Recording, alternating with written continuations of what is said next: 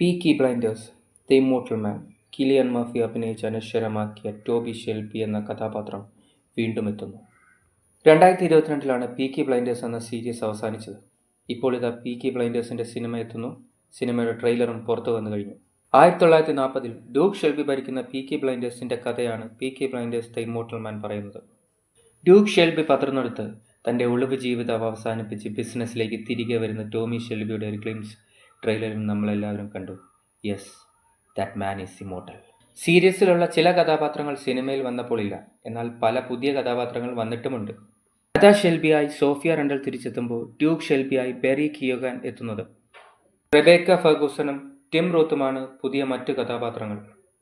Hayden സ്റ്റാങ് ആയി Stephen Graham തിരിച്ചെത്തുമ്പോൾ Paul ആൻഡ്രൂസൺ അവതരിപ്പിച്ച Arthur Shelby junior കഥാപാത്രം സിനിമയിലില്ല. സീരീസിൻ്റെ ക്രിയേറ്ററായ സ്റ്റീഫൻ നൈറ്റാണ് പുതിയ ചിത്രത്തിൻ്റെ തിരക്കഥ എഴുതിയിരിക്കുന്നത്. ടോം ഹാപ്പറാണ് സിനിമ സംവിധാനം ചെയ്യുന്നത്. മാർച്ച് 20-ന് നെറ്റ്ഫ്ലിക്സിൽ സിനിമ റിലീസ് ചെയ്യും. കൂടുതൽ സിനിമാ വിശേഷങ്ങൾ അറിയുന്നതിന് വേണ്ടി എൻ്റെ ഈ ചാനൽ സബ്സ്ക്രൈബ് ചെയ്യാവുന്നതാണ്.